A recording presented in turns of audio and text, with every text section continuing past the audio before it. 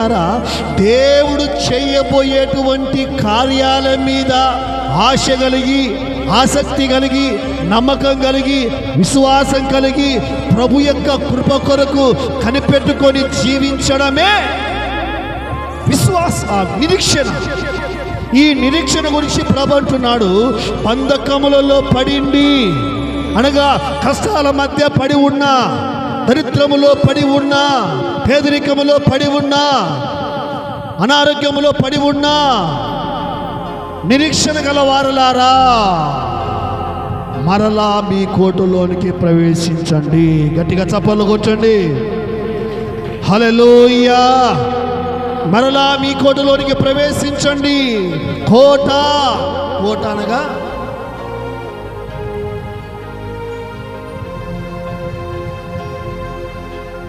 కోట అంటే సొంత భవనం, కోట అనగా సొంత పట్టణం.